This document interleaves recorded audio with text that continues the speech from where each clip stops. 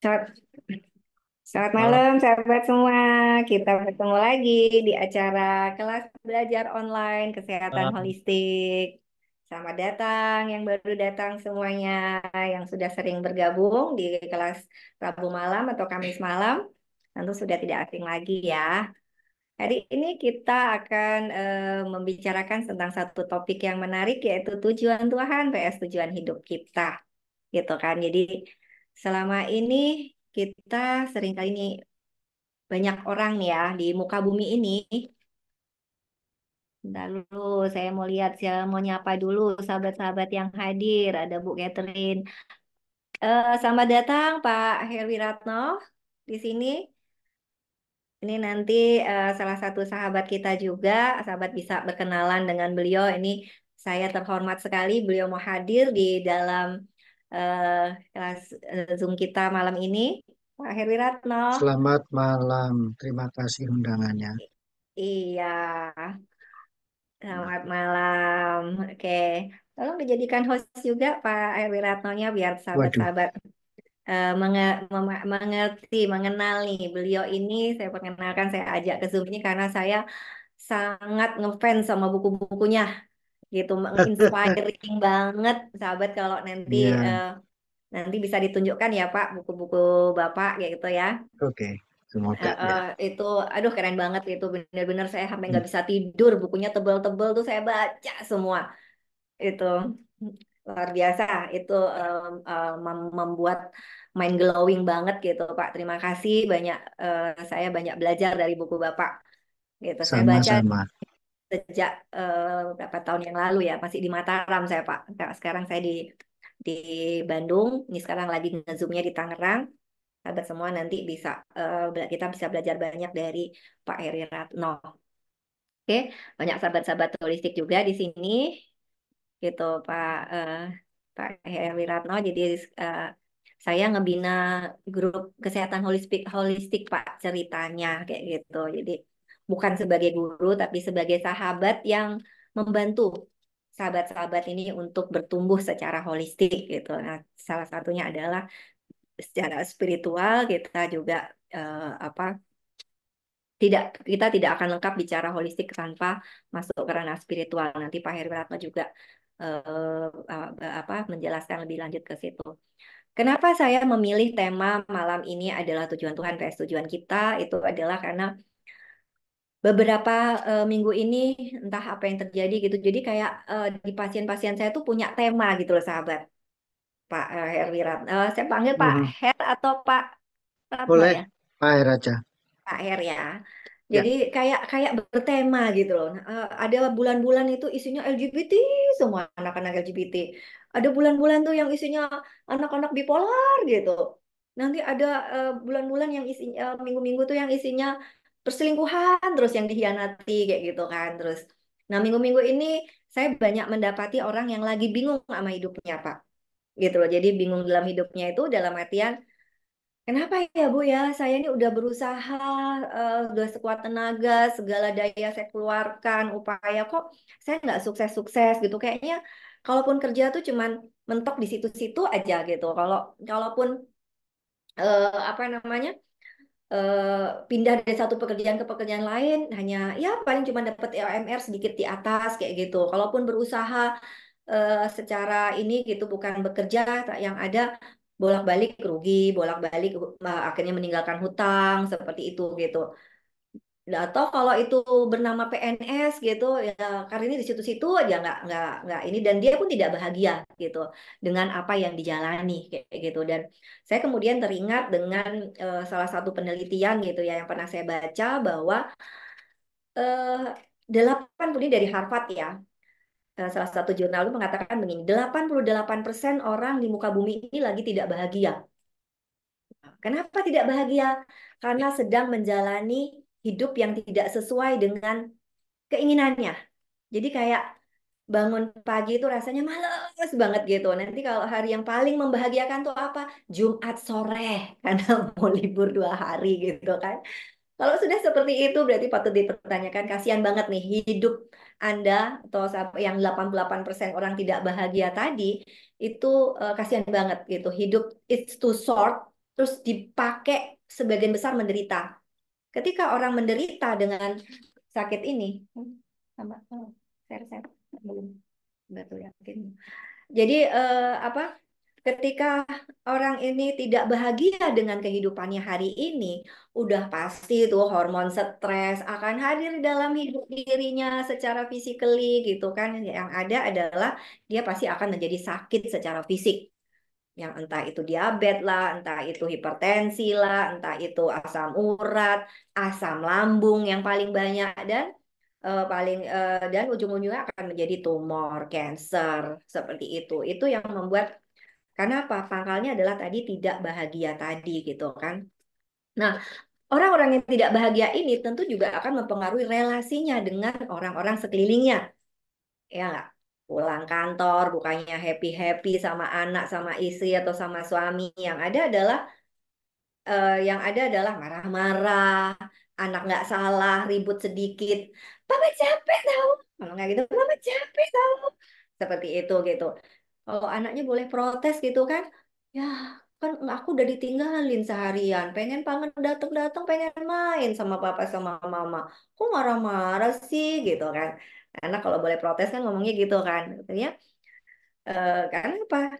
Ya individu-individu ini pergi ke kantor, pergi bekerja, tidak sesuai dengan passionnya, tidak sesuai dengan keinginannya, sehingga yang ada adalah dia menjadi menderita dengan hidupnya, dengan pekerjaannya, dan akhirnya mempengaruhi relasi sosial sosial apa dengan sekelilingnya, mempengaruhi dirinya, bahkan secara spiritual pasti orang yang bermasalah secara internal konflik dengan dirinya ini pasti juga sholatnya nggak khusyuk, kemudian mau hening juga sulit, ke gereja juga hanya masuk kiri keluar kanan kayak gitu, nggak apa yang dikatakan tuh keluar dari pintu gereja udah nggak diingat lagi kayak gitu kan.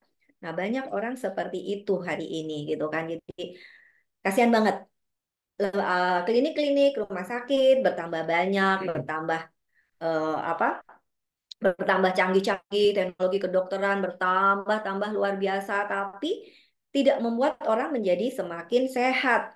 Malah bertambah terus nih jumlah orang sakit di muka bumi ini terus bertambah, bertambah, bertambah, terus yang aduh, sekarang yang namanya cancer tuh kayaknya sudah kemarin ya di apa saya baca jurnal itu udah 1 banding 10 orang loh sahabat cancer itu gitu.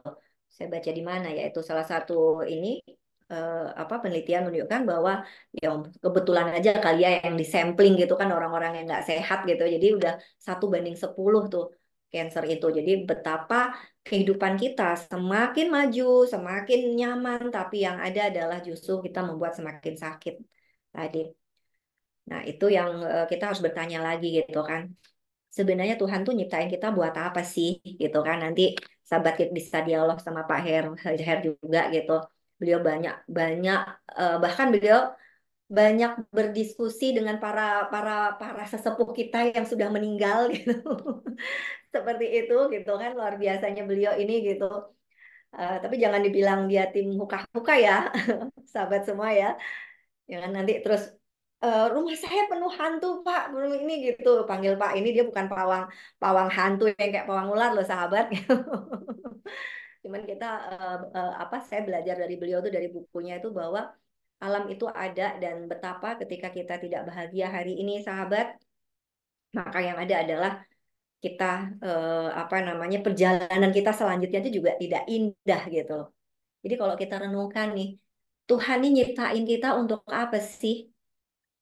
Ya, kalau kita cerdas hari ini, kita mulai merenung dong. Ketika uang sudah ada, misalkan ketika sudah hidup nyaman gitu kan, atau malah hidup tidak nyaman gitu, Tuhan ini nyiptain kita untuk apa sih? Apakah untuk tujuan-tujuan kita atau tujuan-tujuan Allah? Itu yang perlu kita renungkan sekali. Tuhan nyiptain kita untuk tujuan-tujuan Dia atau tujuan-tujuan Allah ya. Mungkin sebagian besar kita akan menjawab ya tujuan Allah. Oke. Kalau itu tujuan-tujuan Allah, pernah nggak bertanya, Tuhan, Engkau nyiptain aku buat apa? Gitu kan? Logikanya seperti itu dong kalau kita menjawab bahwa Tuhan menciptakan kita untuk tujuan-tujuan Dia. Terus harusnya kita bertanya dong sama penciptanya itu, sama yang menciptakan kita. Nah, kalau memang Tuhan yang menciptakan tujuan dia, harusnya kita manut dong dengan kehendak dia. Pertanyaannya sekarang, kita ini sudah manut dengan kehendak Tuhan atau sedang menciptakan tujuan-tujuan kita sendiri atau mengikuti tujuan-tujuan kita sendiri yang kita ciptakan sendiri gitu. Baik itu karena pendidikan, baik itu karena orang tua kita, baik karena lingkungan kita gitu kan. Orang tuanya dokter, pasti pengen tuh anaknya jadi dokter juga. Orang tuanya pengacara dan sukses, pasti pengen anaknya juga jadi pengacara. Orang tuanya sukses sebagai tentara, polisi, pasti pengen anaknya seperti itu gitu kan. Ini yang banyak terjadi di masyarakat kita hari ini gitu kan. Nggak hari ini ya, dari dulu kali gitu kan. Nah, sekarang kita ketika kita mulai bertumbuh nih kesadarannya gitu kan, harusnya kita mulai mulai merenung gitu loh. Kita hidup buat apa sih? Apakah cuma ngabis-ngabisin sumber daya aja, ngabis-ngabisin beras di muka bumi ini, ngabis-ngabisin tanah, membuat bumi ini semakin padat, Jakarta semakin padat saja kita dilahirkan gitu.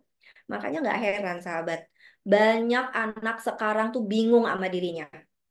Ya udah karena bingung dia lari ke game lah, lari ke judi online lah, lari ke game online lah, lari ke ya hal-hal yang nggak bermanfaat karena apa? Mereka nggak tahu saya mau kemana. Bagaimana mereka mau tahu ketika orang tuanya pun yang melahirkan mereka, membesarkan mereka juga nggak ngerti. Mereka buat apa? Saya ini dilahirkan buat apa sih? Hanya menjalani hidup atau berjuang untuk hidup tepatnya. Setiap hari pergi pagi pulang malam, nggak kaya-kaya juga gitu kan, malah menderita, terus sakit, uang habis untuk berobat gitu kan. Itu yang sering kali terjadi di dalam hidup kita gitu kan. Akhirnya apa? Ujung-ujungnya jadi pasien saya, Pak Her. Sakit mental, sakit fisik, kayak begitu kan. Seperti itu. Saya suka sedih gitu loh. Oh, ini kebanyakan karena ya sebenarnya seperti itu. Jangankan di posisi itu, sahabat semua. Di Mataram dulu, saya kan punya biro psikologi ya. Ini salah satu case ya. Saya diminta waktu itu apa, mengetes gitu, mengetes untuk fit proper test gitu untuk salah satu bank terkenal gitu kan. Saya nggak sebut namanya ya, itu saya dikirimin 12 kepala cabang gitu kan yang akan salah satunya itu ditunjuk untuk menjadi kepala wilayah gitu, salah satunya kepala wilayah. Apa yang terjadi? Yang ada adalah dari 12 itu, ketika saya dalemin, hanya 3 yang benar-benar memang dia punya passion dari kecil sebagai banker. Yang 9-nya itu sebenarnya terlanjur atau terpaksa berada di bank itu gitu. Ada yang senangnya biola, walhasil itu satu-satunya cabang yang dia pimpin tuh satu-satunya cabang yang full musik, oke, full musik. Ada yang senangnya ngajar, walhasil setiap minggu dia buat training yang ada isinya adalah dia sendiri sebagai mentornya gitu kan untuk memuaskan gitu loh passionnya untuk ngajar itu. Ada yang lebih lucu lagi, saya tuh sebenarnya seneng itu Mbak, apa mancing gitu. Jadi walhasil dia punya kolam setiap minggu, anak-anak pegawai yang bujang-bujang itu harus nemenin dia mancing gitu. Mancingnya kadang nggak kira-kira gitu, pergi ke Sumbawa kayak gitu. Oke, nanti ada lagi yang apa namanya, eh, ada yang seneng olahraga. Pokoknya dari 12 itu hanya 3 yang benar-benar bengker dan itu memang hasilnya apa? Hasilnya pencapaian banknya itu, oh kalau di mejanya tuh kelihatan tuh sederet penghargaan. Sedangkan yang 9 tadi, rata-rata aja hasilnya kayak gitu kan. Dan kalau mau dilihat nih medical recordnya soal kesehatan, yang 3 itu pasti dia sehat. Betul.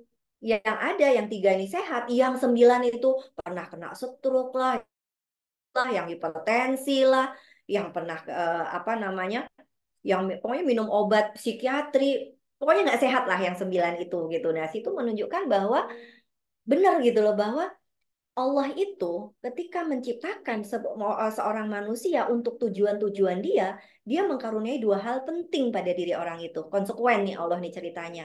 Si A kamu jadi psikolog, Pak Her kamu jadi ini gitu kan, misalkan jadi membaca misi jiwa orang, misalkan Sinta menjadi psikolog, ini jadi dokter, ini jadi apa? bengkir gitu kan. Tuhan tuh mengaruniakan dua hal penting pada diri manusia itu. Apa itu? Yang pertama adalah passion. Dan yang kedua adalah kemampuan lebih di bidang tertentu. Oke? Itu dua hal penting yang bisa kita kenali di dalam diri kita, sahabat. Kalau Anda mau sukses, maka atau membuat anak-anak sukses, berangkatlah dari dua hal ini. Kemampuan dia lebih apa? Kedua adalah passionnya apa? Bu, saya juga nggak ngerti passionnya, ampun. Kalau udah kayak gitu, saya nggak tahu. Ada memang, saya sebagai psikolog itu saya dibekali tuh, ada tes bakat minat, ada tes kepribadian, itu mah cuman tools gitu kan. Cuman tools, saya bilang saya udah nggak mau lagi tuh ngurusin tes-tesan kayak begitu tuh kan. Kenapa? Iya kalau bener tesnya. Terus itu dipercaya sebagai suatu yang valid gitu tentang diri seseorang. Saya dulu di Mataram itu 200-an perusahaan tuh. Saya kaya dari situ dulu tuh saya bisa bangun sekolah, bisa punya rumah tiga. Tuh saya kayaknya dari ngerjain holistik ini nggak bikin kaya gitu kan, tapi bikin kaya hati gitu kan. Tapi ketika saya dulu di Mataram itu saya kaya dari tes-tesan, dari training kayak gitu kan, karena dibayar langsung sama perusahaan gitu kan. Itu 200-an perusahaan terkenal banget saya di Lombok tuh, Abata itu. Semua bank itu lari ke saya, tapi sampai satu titik saya merasa itu bukan peran saya gitu loh. Saya tinggalin, sahabat. Saya ngerasa kok saya jadi Tuhan aja ya, disarankan, tidak disarankan, dan itu dipakai gitu loh. Bayangin saya ngatur hidup orang gitu loh saat itu, sehingga saya kemudian merasa udahlah, saya ngerasa tidak tidak fulfill gitu loh di situ. Saya tinggalin saat itu gitu, saya tinggalin dan ya I'm here now gitu kan. Saya di sini saat ini, saya berada di hadapan sahabat semua gitu kan. Itu adalah apa ya, panggilan jiwa gitu. Itu salah satunya gara-gara baca buku Pak Her loh itu. Saya bilang saya nggak mau mati sia-sia. Saya pengen nanti pulang itu dengan senyum gitu karena apa, sudah mencapai gitu loh. Oh, saya diciptakan Tuhan untuk ini, sehingga saya harus menjalankan itu gitu loh. Nggak bisa saya membentuk mau saya sendiri gitu loh. Seperti itu nggak bisa, nggak, itu akan jauh gitu. Jadi itu, sahabat, ketika Tuhan tuh menciptakan kita untuk tujuan-tujuan Dia, itu sederhananya cuma dikasih dua hal tuh. Satu satu kemampuan lebih, dua itu adalah passion. Dan apa ciri bahwa kita sudah sukses di situ? Cuman dua tuh. Satu, bahagia, dan yang kedua adalah optimal di situ. Apapun profesi yang Anda pilih. Satu, bahagia, dua, optimal. Nah, sekarang Anda cek, kalau setiap hari Anda mau bangun tidur, mau kerja itu, udah pagi lagi, udah harus kerja lagi. Aduh, berarti Anda belum sampai tuh pada peran jiwa Anda. Anda belum sampai tuh pada apa namanya, eh, apa ya, misi jiwa Anda gitu. Kalau udah sampai pagi, yes, misalkan guru, yes, saya mau kerja lagi, saya mau nemuin siswa-siswa saya. Padahal bandel-bandel tuh di siswa di sekolah gitu, tapi yes, dia bahagia kayak gitu. Good. Itu Anda sudah berada in the right way, kayak gitu loh, sahabat. Atau yang seneng masak gitu kan, ada orang yang senang masak gitu. Saya bilang saya masak air aja gosong gitu. Itu atau ada orang yang seneng daki gunung gitu kan. Buat kita yang tidak di situ kan, ngapain sih gitu, nggak ada kerjaan amat, enak gelungan di tempat tidur, tidur anget-anget, ngapain sih daki Himalaya gitu, dingin-dingin, panas-panas, apa namanya, ini bertarung nyawa gitu kan. Tapi coba kalau nggak ada dia, gimana kita tahu suasana di puncak gunung itu bagaimana gitu kan. Bayangin Himalaya, helikopter aja nggak masuk gitu kan, puncak gunungnya itu dingin terus berkabut ya kayak gitu kan. Kalau kita nggak ada mereka-mereka, gimana kita bisa melihat keindahan kebesaran Allah. Ada orang yang seneng nyelam sampai pecah-pecah gendang telinga kayak gitu, tapi dia happy di situ. Itu adalah perannya, sahabat. Bahkan teman saya tuh ngurusin sampah di Lombok itu. Dalam hati saya, ya ampun, dia ngurusin sampah tuh 60 negara udah dia kunjungin. Dia suka jadi duta-duta gitu, jadi mentor gitu kan. Dan lebih kaya dari saya gitu. Saya bilang, gila, dia lulusan SMA ngurusin sampah, kaya tajir gitu kan. Saya lulusan S1 UNER, UGM, Unlet, nggak sekaya dia juga gitu kan. Ibaratnya seperti itu gitu kan. Nantinya luar biasa gitu. Jadi kita tidak bisa mengukur pencapaian orang lain dengan diri kita gitu. Tapi kita hendaknya berbahagia gitu loh, sahabat. Berbahagia dengan apa yang kita jalanin sekarang, apa yang kita miliki sekarang, ya itulah peran kita, misi jiwa kita. gitu sampai nanti kita setel ya video bagaimana I love Monday gitu kan. Nah, nanti itu bagaimana kita bisa menjadi seperti itu gitu loh. I love Monday, yes. Monday, Monday. Selama ini kan enggak, ya Senin lagi. Ya, kerja lagi. Kalau seperti itu berarti Anda masih berada di wrong way. Gitu sahabat. Oke, mungkin apa ini sedikit pengantar dari saya, buka wawasan kita semua. Kita dengarkan nih dari Pak Her pengalaman-pengalaman beliau, bagaimana beliau menyusun 5 buku ya Pak Her ya. Nanti ditunjukin Pak Her. Keren ya sahabat. Ini nggak tahu nih peran jiwa beliau ini bagaimana. Kalau sahabat pesen-pesen buku sama beliau itu dikasih tulisan. Bayar bila sempat, bayar bila udah punya uangnya, bayar bilang udah mampu, apalagi itu Pak. Tokok jidat. Ini beneran ada orang kayak begini nih gitu. Padahal bukunya tebel-tebel, kebayang. Buku saya yang tipis aja harganya sekian gitu kan. Beliau gratis sih loh. Nanti Pak Her liatin tuh buku-buku sampai, aduh, Bapak, Ibu, sahabat mau pesan buku lima-limanya sama dia dikirim.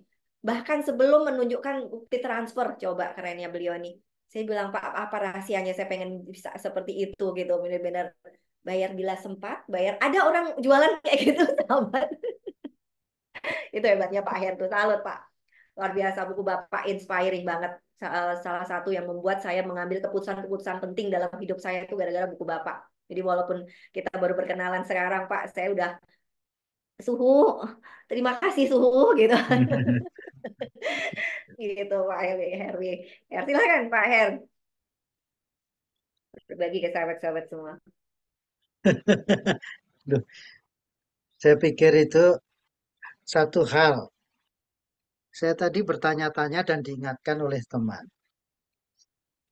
Itu jam 19.15 waktu Indonesia Tengah atau waktu Indonesia Barat?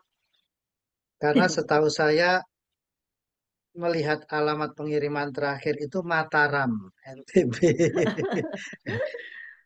Eh, jadi tadi saya agak buru-buru dan jam 18 berapa 10 sekitar itu saya coba masuk masih belum bisa. Oke. Syukurnya 19.15 waktu Indonesia bagian barat. Nah, apa ya? Saya pikir itu saya mau ditanya-tanyain aja. Kalau harus presentasi, saya nggak siap. Coba saya ambilin buku, saya perlihatkan ini kelihatan Ngobrol nggak aja ya? Pak sesuai Oke, nah sesuai dengan tema ini Pak. ini adalah buku pertama, judulnya Serem, Mati Tak Berarti Pergi. Ternyata mereka masih memperhatikan dan perlu perhatian kita. Buku ini berkisah sebenarnya pesan-pesan dalam tanda kutip pesan-pesan arwah jiwa-jiwa yang sudah meninggalkan tubuhnya. Tapi ternyata mereka meninggalkan tubuhnya tapi tidak langsung pergi jauh. Alias masih di sekitar kita karena berbagai hal. Karena urusannya belum selesai. Nah, urusan belum selesai itu ada dua hal besar. Satu karena terpaksa, satu sebenarnya dengan kesadaran.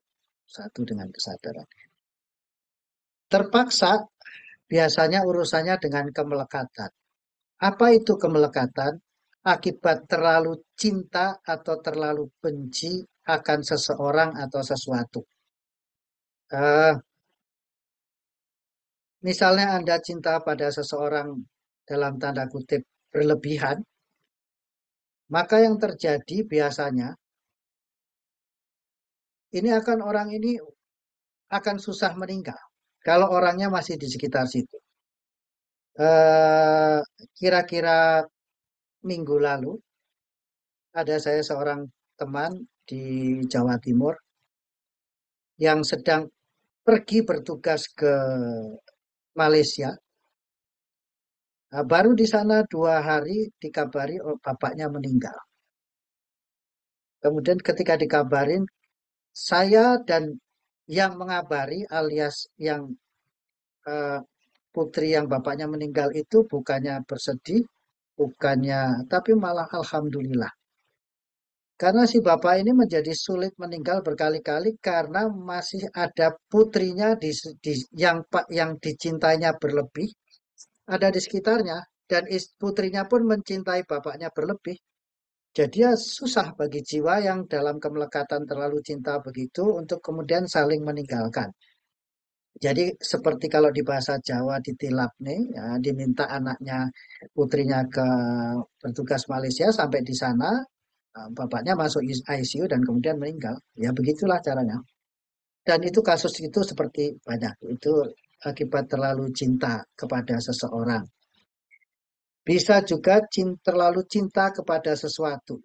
Waduh, ini nanti kalau perusahaan yang saya bangun dari kecil sampai sebegini, nanti eh, saya tinggal mati, terus bagaimana gitu ya. Satu, susah mati. Kedua, ketika meninggal pun arwahnya akan melekat pada hal yang dicintainya, alias tetap di perusahaan itu. Ini bisa perusahaan, bisa rumah, bisa segala macam. Itu terlalu cinta. Juga terlalu kemelekatan karena terlalu benci.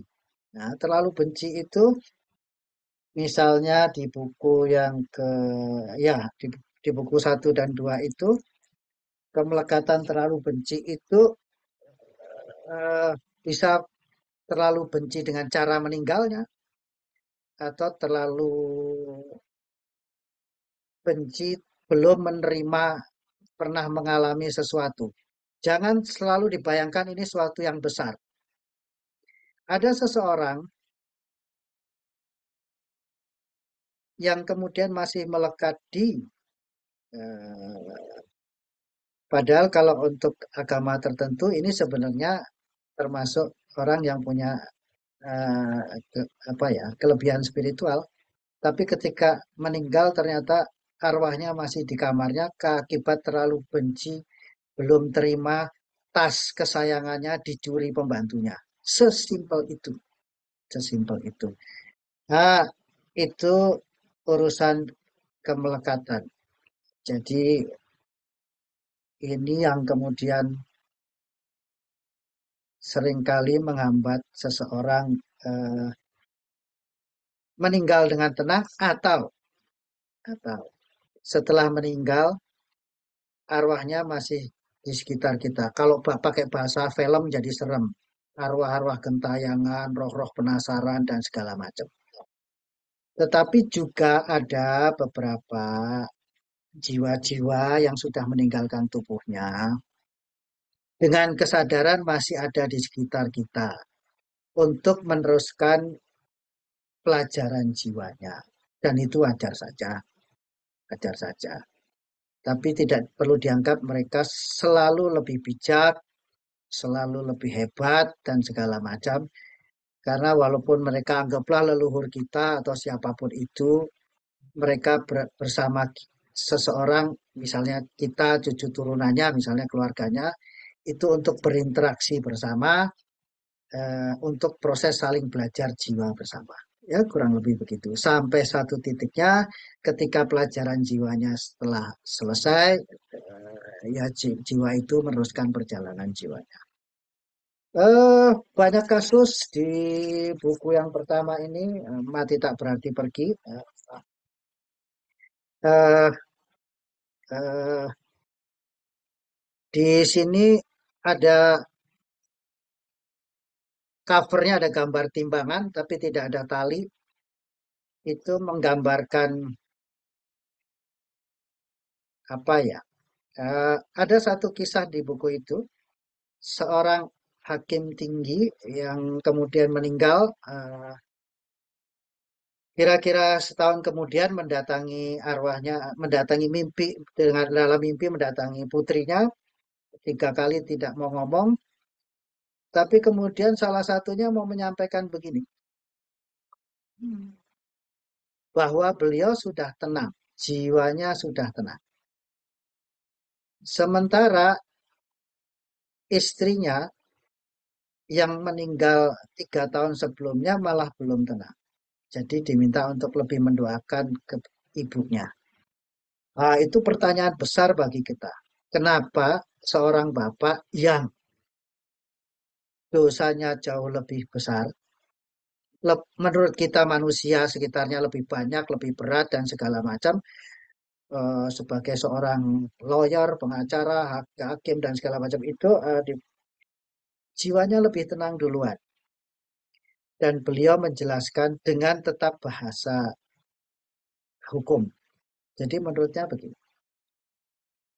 beliau baru tahu setelah meninggal bahwa satu, pertimbangan Tuhan dengan pertimbangan manusia itu berbeda. Eh, Minggu lalu saya dari Bandung, ada pertemuan pembaca. eh,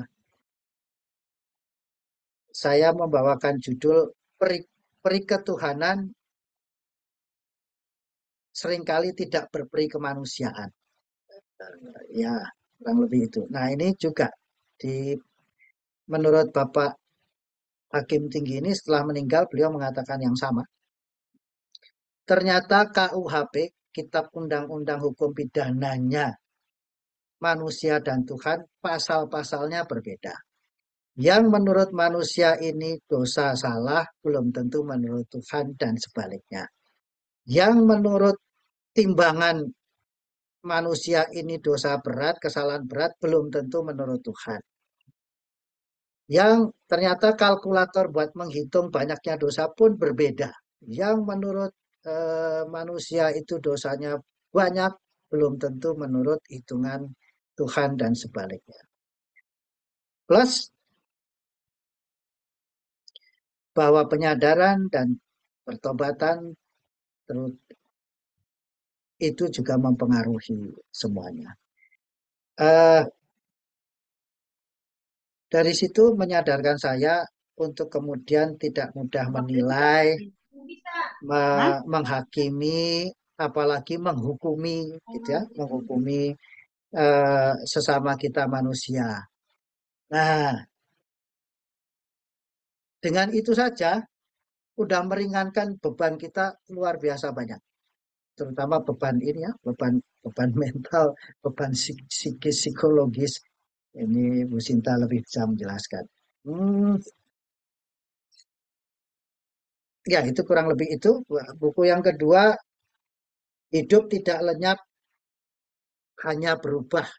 Ya, hidup ini tidak lenyap, hanya berubah saja. Eh, cover depannya memang ini gambar, gambar hati, yang pita hati lope-lope di gunting sama gunting api panas, itu artinya melepas kemelekatan yang sering menghambat kita. Oke, buku ketiga itu Siklus Kenikmatan Misi Jiwa. Kalau buku pertama dan kedua ini banyak cerita arwahnya, seolah-olah serem tapi ceritanya banyak lucu dan bijak dan segala macam, itu kisah nyata. Kisah nyata semua, ada 30 kisah plus 23 kisah. Kalau buku ketiga ini hampir tidak ada cerita arwahnya. Dia itu nggak serem ini. Hmm, eh, ini kurang lebih untuk menggambarkan sebenarnya kita di dunia ini hidup ngapain sih? Bahwa kita diciptakan unik, masing-masing pribadi dan juga kemampuan talentanya, dan pasti juga ada misi tugasnya yang unik masing-masing kita. Nah, serunya kita udah keburu diindoktrinasi dari orang tua, dari masyarakat, dari sekitar, dari zaman, dari industri dan segala macam, supaya kita seragam, dimulai dari diseragamkan ukuran suksesnya. Nah, itu. Nah, ini dia. Standar sukses itu kalau secara pekerjaan, jabatan begini, kalau secara status sosial begini, secara materi begini begitu begini begitu. Waduh, akhirnya kemudian setiap orang berlomba-lomba untuk mencapai standar yang sama.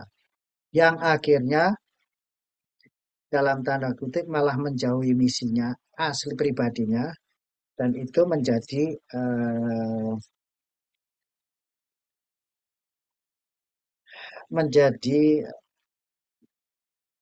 satu menjadi tidak damai alias haus terus kita akan terbawa terus karena ukurannya selalu berbeda dan standarnya naik. Nah, buku ini menyebalkan, buku ini menyebalkan karena ada beberapa bab yang judulnya misalnya hmm, damai itu urusan Komisi Pemberantasan Korupsi, urusannya KPK. Ya. Terus bab 23 kebahagiaan yang pertama, judulnya hidup itu bukan mencari kebahagiaan. Bab 24 soal kebahagiaan juga, pilihlah surgamu atau nerakamu sendiri. Yang bab 25, kasih itu bukan belas kasihan. Bab 26, surga itu bukan tempat bersenang-senang setelah mati. Ya, kurang lebih itu. Ini buku yang ketiga, Siklus Kenikmatan Misi Jiwa. Roda kehidupan dan kematian adalah rangkaian tugas belajar jiwa. Ya, hmm, kita hidup ngapain sih? Kita hidup itu cuma sebagai sarana agar jiwa kita belajar. Apakah itu misi jiwa? Misi jiwa adalah tugas belajar jiwa. Ya, jadi ukurannya bukan sukses. Mohon maaf, silahkan cari di kitab suci manapun. Apakah disebutkan ada ayat yang menyebutkan hidup itu yang baik itu adalah sukses. Tolong saya dibantu dicarikan ayatnya dari kitab suci manapun. Rasanya itu nggak ada. Itu rasanya nggak ada. Hmm. Nah, itu buku keempat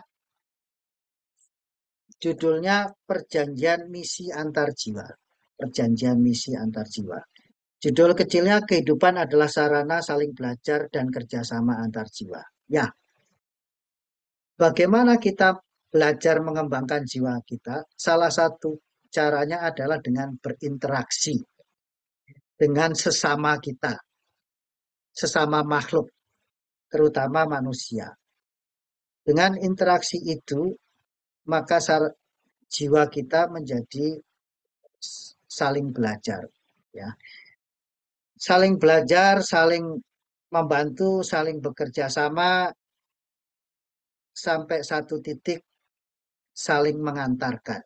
Jadi kita tidak hanya belajar dengan satu jiwa, tapi kita belajar dengan beberapa jiwa yang kemudian eh, tidak untuk selamanya, karena pada satu titik kita akan saling mengantarkan antar jiwa. Di sini ada beberapa judul hmm, hmm, yang menyebalkan. Misalnya, misalnya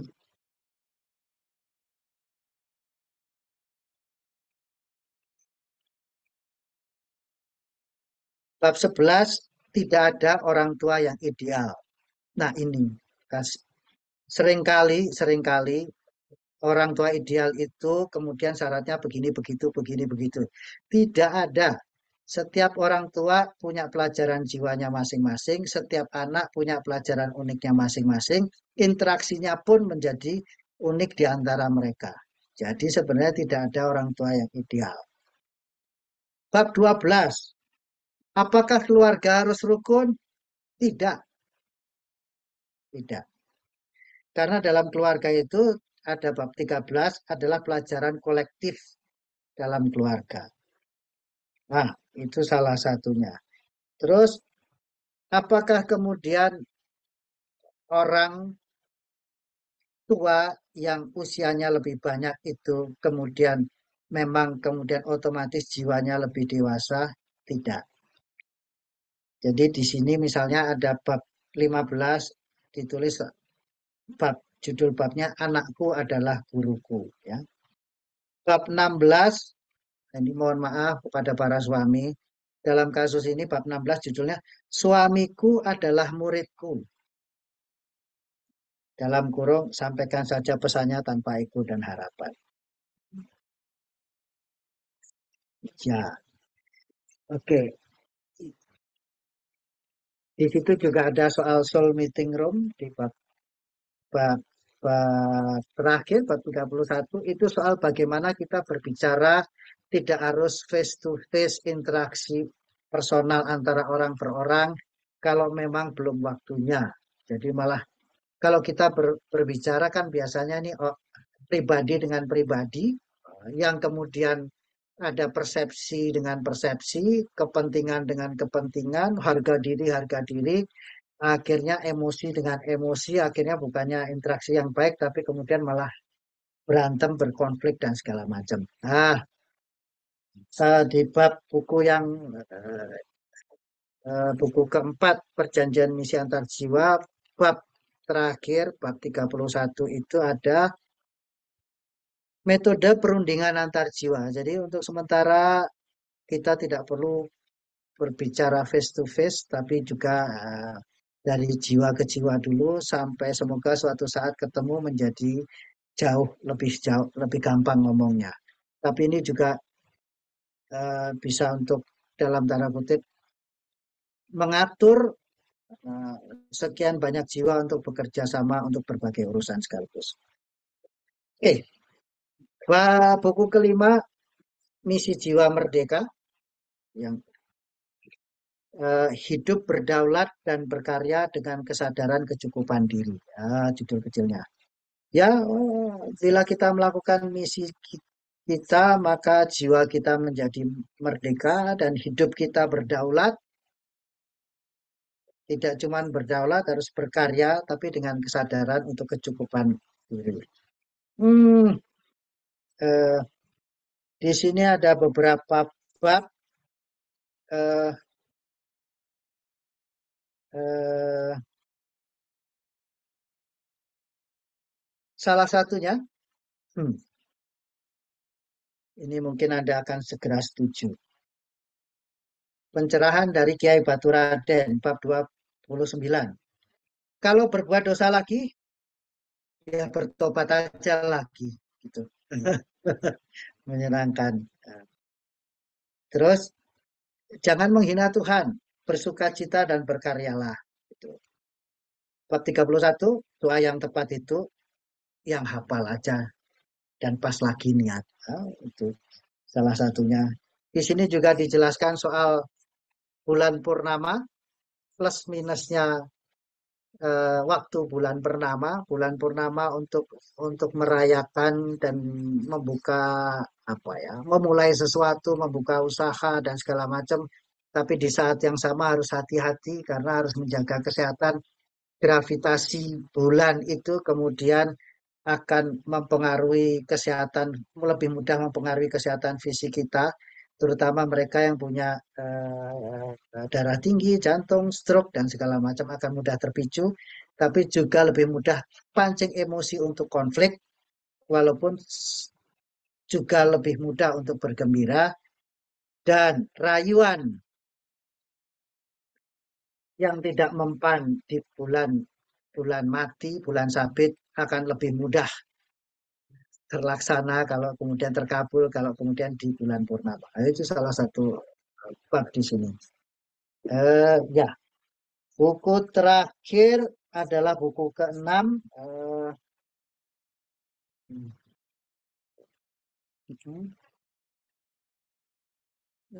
Judulnya Misi Jiwa Hidup Wajar Alami. Unik, berlainan talentanya, beragam karya syukurnya. Eh, apa ya? Hmm, di sini ada dari sekian banyak bab, ada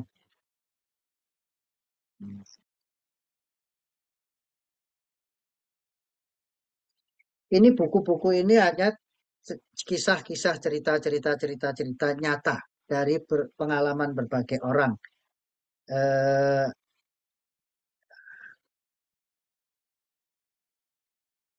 kalau urusan rezeki, oh, urusan pengembangan talenta diri di bab 9 itu menjadi langka pada tempatnya dan bermanfaatlah maksimal. Itu bab 9. Bab 10, bergeraklah mandiri dan menjadi langka wajar alami. Itu soal pengembangan talenta kemampuan diri. Bab 11 sampai 14 itu soal harta dan berkah rezeki. Bab 11 itu memantaskan diri menjemput rezeki. Bab 12 itu membersihkan saluran rezeki. Bab 14 Oke, itu Pak. saksi syukur. Oke, dua lagi, semenit lagi saksi syukur menerima hasil apapun. Dan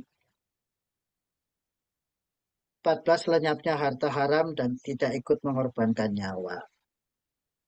Hmm, semoga ini sudah memancing pertanyaan karena saya tidak siap Ya. presentasi apapun. Iya. Jadi gitu ya Ya, sahabat ya. Jadi dari buku-buku beliau ini kita belajar bahwa beliau ini ceritanya bisa berkomunikasi dengan arwah kayak gitu yang udah meninggal kayak gitu kan. Jadi apa namanya? Mati tak berarti pergi itu adalah buku-buku yang ini gitu dan beberapa sahabat-sahabat saya atau guru-guru spiritual yang lain gitu kan itu ternyata sama juga gitu. Mereka punya kemampuan lebih untuk bisa menembus dimensi itu gitu dan berbicara dengan para arwah ini gitu kan dari sini kita belajar gitu loh bahwa ada pesan di situ sebenarnya gitu untuk kita yang masih hidup jangan sampai kita nanti menjadi apa ibaratnya arwah gentayangan yang belum bisa pulang ke Tuhan gitu karena kita masih melekat gitu loh. Kita masih masih melekat apa dengan kehidupan saat ini, dengan dengan anak kita, dengan penyesalan-penyesalan kita, dengan hal-hal yang apa ya, banyak hal yang kita pulang tuh belum dengan senyum gitu loh. Gitu. Jadi saya sama suami tuh punya punya apa filosofi hidup itu I wanna go home with perfect smile gitu kan. Saya mau pulang dengan senyum yang indah gitu kan seperti itu karena apa ya kita nih dikasih jatah hidup sekian nih entah 40 tahun entah 30 tahun entah 50 tahun 60 tahun 70 ada 90 gitu pertanyaannya adalah kita ngejalanin hidup ini kita ngejalanin hidup yang kita diberikan oleh Tuhan ini jatah hidup ini Tuhan itu dengan benar tidak gitu loh apakah hanya untuk muter-muter gitu apa dari satu pekerjaan ke pekerjaan lain, dari satu kondisi ke kondisi lain, dari satu perkawinan ke perkawinan lain, dari satu tempat ke tempat lain, tapi kita tidak menemukan gitu loh, tidak fulfill gitu kan.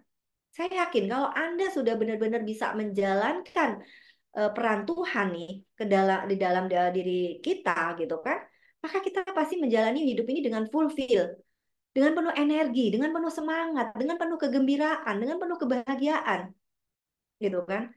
Dan ya betul gitu loh. Tadi penelitian tadi 88% orang di muka bumi ini sedang tidak bahagia loh. Karena apa? Tidak menjalankan peran dari Tuhan. Blueprintnya Tuhan tuh tidak didengarkan gitu loh.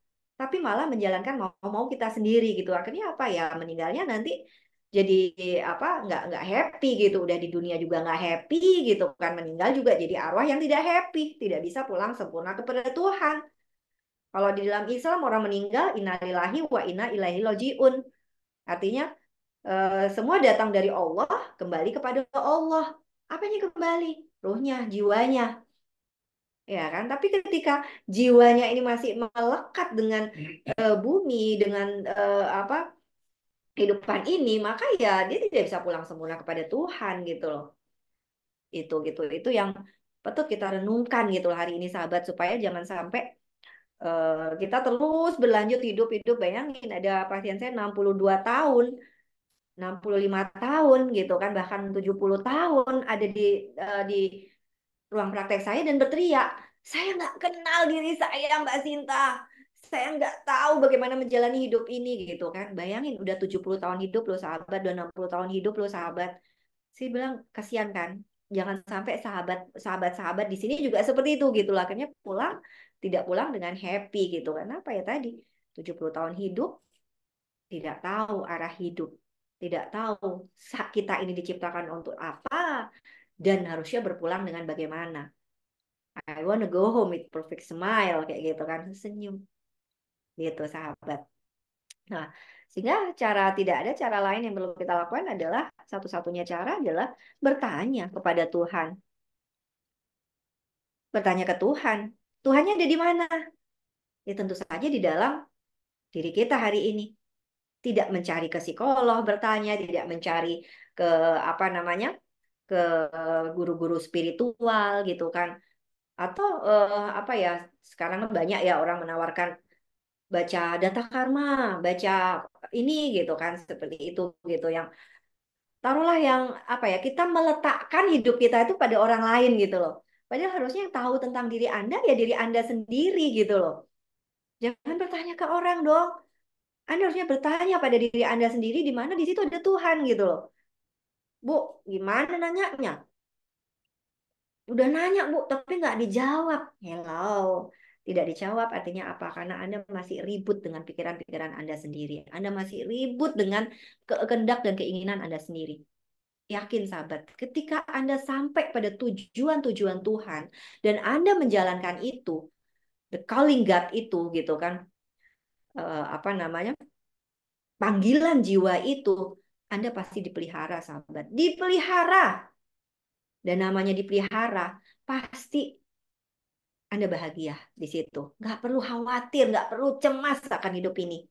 Banyak orang kan, ya nggak Pak Her, banyak orang yang menderita gitu loh. Saya besok masih bisa makan nggak ya? Saya besok bisa nyekolin anak nggak ya? Saya besok masih bisa hidup ya? Saya bilang kalau Anda masih seperti itu, malu tuh sama cicak. Belajar dari cicak. Cicak di dinding, makanannya nyamuk terbang. Masih bisa hidup kan gitu loh. Padahal gitu pikir cicaknya terbang gitu kan, bagaimana? Tapi nggak ada tuh ngelihat cicaknya jatuh gitu karena busung lapar nggak bisa nangkap cecak gitu. Nggak. Cecaknya dihantarkan. Nah, seperti itu loh sahabat kita ini. Betapa Allah tuh menciptakan kita untuk tujuan-tujuan dia. Dia pasti pelihara dan dari awal tuh sudah diperlengkapi dua hal tadi. Kemampuan lebih dan passion. Jadi kalau kita mau membantu anak kita juga untuk bahagia dengan hidupnya, mulai dari situ. Jangan anak dijejalin dengan les-les yang dia juga nggak suka gitu loh. Dia juga menderita di situ gitu loh. Ini kan kesalahan terbesar orang tua gitu. Jadi akhirnya apa ya jangan salahkan anak Anda menjadi anak yang sulit diatur, hidup dalam dunianya sendiri, bahkan menjauh dari kita. Karena apa? Kita memaksakan kehendak-kehendak kita. Kalah-kalah Tuhan kan? Itu gitu loh. Dan alhamdulillah sahabat, saya punya anak 8. 4 sudah kuliah. Ketika mereka dulu bertanya di kala SMA, Mami, aku nanti kuliah kemana ya? Saya bilang, ih, itu hidup kamu sayang, kamu yang ngejalanin. Jangan tanya Mami. Iya, tapi gimana? Aku milihnya gimana? Yuk kita tanya ke Tuhan yuk. Gimana caranya Mami? Yuk. Untungnya anak-anak saya udah ngerti arti meditasi, arti hening, kayak gitu tuh udah ngerti gitu. Kamu yuk kita bangun malam, habis kita sholat, habis kita ini tanya, heninglah, diamlah gitu kan, diamlah. Biarkan Tuhan yang akan menuntun langkahmu. Yang ada seperti itu. Sambil di dalam keseharian, ikhtiarnya adalah saya bantu dia untuk apa? Mengenali. Coba kamu cari bidang-bidang pekerjaan yang nanti kira-kira kalau kamu di sana, kamu tuh happy gitu loh. Dan serasa tidak bekerja gitu loh. Serasa tidak bekerja sehingga kamu ya kamu happy aja gitu loh dengan apa yang kamu jalanin tuh kamu nggak ngerasa terpaksa, kamu nggak ngerasa berat, kamu nggak ngerasa apa ya belajar tuh seneng gitu loh kayak saya dulu belajar psikologi itu saya seneng mau mau sebantal-bantal bahasa Inggris gitu tuh buku-buku saya itu saya seneng gitu saya baca semua kan apa ya ya memang itu passion saya sudah diperlengkapi Tuhan dengan tools untuk menjadi psikolog gitu kan saya saya apa komunikatif begini coba kebayang kalau saya misalkan nggak seneng bicara, pendiam gitu kan, mungkin Anda udah pusing apa, ini gimana sih Bu Sinta kok apa cuman manggut-manggut, cuman nggak ada ngomong kan, Anda nggak akan balik ke saya dong kayak gitu kan, seperti itu gitu loh sahabat. Itu empat anak saya itu dari awal sudah menunjukkan nih contoh, misalkan yang pertama itu dari kecil tuh senang mainan mobil. Mobil tuh dibongkarin, kok dibeliin mainan Hot Wheels tuh dibongkarin, dia rakit sendiri bla bla bla. Sekarang dia ada di mekanik di Kuala Lumpur. Apa? Terus yang kedua, itu anak saya di ITS, dia di perencanaan wilayah. Itu memang dari kecil itu kalau kita pergi kemana-mana, itu tuh yang dikomentari tuh kota itu gitu loh. Yang kotanya itu semrawut lah, yang gotnya gorong-gorong yang nggak tepat lah, yang pohon nggak tepat lah, yang gedung ini itu. Dan dia sangat peka terhadap kondisi suatu kota. Kan ya dia masuk di perencanaan wilayah gitu kan, di ITS. Yang ketiga, apa namanya, anak saya di UGM. UGM itu dia masuk di analis properti dan perencanaan, analis manajemen properti ya, manajemen dan analis properti. Itu unik banget tuh anak saya yang satu itu dari SMP SMA tuh udah seneng jalan dan ngeliatin tanah-tanah dijual, dia tanyain harganya, jadi dia tahu tuh semua harga tanah di Mataram tuh. Mau pulang-pulang tuh cerita, Mami, Mami ada tanah di sana, Mami view-nya bagus, Mami itu kalau dibangun hotel bla bla bla bla itu nanti akan itu sudah ada di kepala seorang anak SMA. Nanti pulang-pulang lagi, Mami, Mami, Mami apa punya kenalan nggak? Ada orang nyari tanah, Mami. Tapi harus yang rata, Mami, ratusan hektar, Mami mau dibuat pembangkit listrik tenaga kincir air, angin gitu kan. Itu anak SMA udah mikir kayak gitu loh. Jadi ya wajar dia akhirnya masuk di UGM, analisis properti. Dan yang keempat adalah di bisnis manajemen ITB. Itu empat anak kami itu masuk masuk apa di empat sekolah bergengsi, universitas bergengsi itu tanpa tes semua sahabat. Artinya apa? Tanpa susah payah. Gitu sama seperti saya. Saya dulu masuk psikologi sahabat kalau boleh jujur gitu kan. Itu dari 100 satu soal itu mungkin hanya 40 atau 60%-nya saya bisa jawab itu. Jadi ketika ketika pengumuman UMPT itu saya udah nggak melihat gitu. Apa sih saya nggak lulus, saya nggak jawab gitu kan, nggak bisa jawab gitu kan. Tapi ya memang itu sudah mungkin kehendak Tuhan seperti itu ya, saya apa takdirnya di psikolog ya keterima tuh di Unair gitu kan, yang dulunya saya ngerasa saya nggak bisa jawab gitu loh UMPT itu gitu, tapi Tuhan bimbing gitu, atau mungkin memang apa printer ininya rusak gitu loh, maksudnya scannernya itu rusak jadi belum belum gitu aja gitu loh sahabat. Jadi itu sahabat, bahwa hal yang terpenting adalah kita membantu diri kita, membantu anak kita untuk sampai pada kebahagiaan dunia ini adalah ketika kita ngerti kita tuh di sini tuh diciptakan tuh apa sih, dan kita mau kemana sih. Dan peran itu udah ada loh, Tuhan titipkan nih di dalam diri kita tuh hari ini sudah ada, blueprintnya tuh sudah ada sahabat. Tinggal Anda mau ngejalanin apa enggak. Sekarang tinggal apa yang gimana Bu cara taunya? Cuman disuruh diam sayang, disuruh diam. Saya bahkan sudah tidak mau lagi jadi psikolog yang ngebantu. Bu, tes minat bakat dong, ini enggak. Karena apa? Akan dijadikan, ya kalau benar, akan dijadikan dasar gitu kan. Padahal itu hanya tools, hanya ya ilmu-ilmu dunia lah.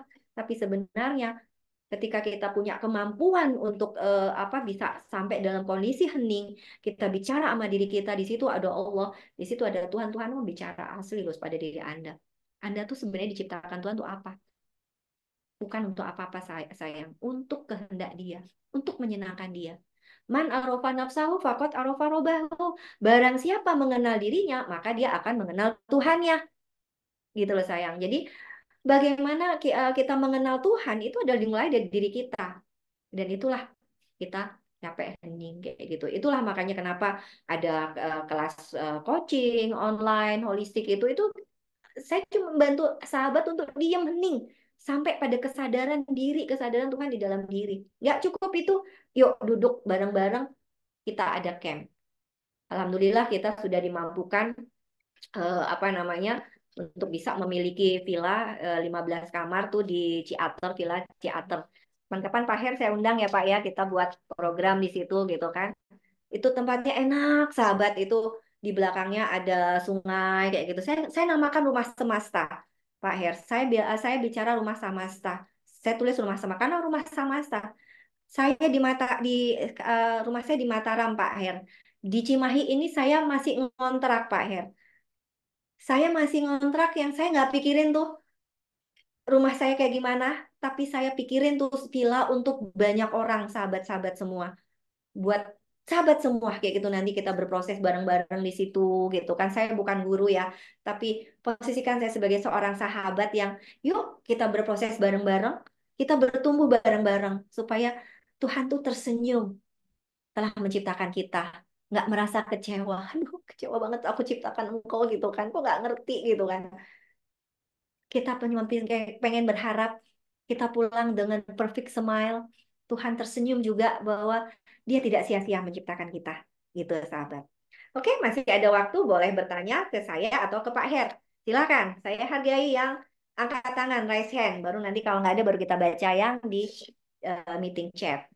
Silakan sayang, siapa yang mau eh, bertanya?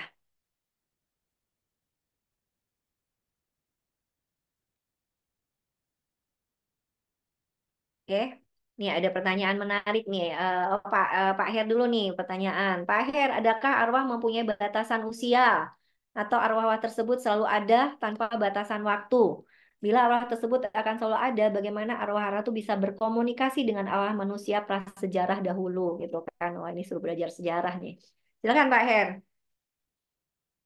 Oke, saya jawab agak umum aja ya. Eh,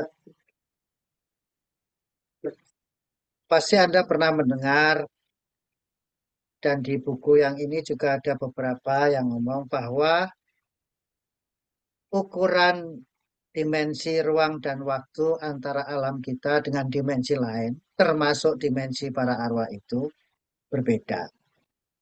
Eh,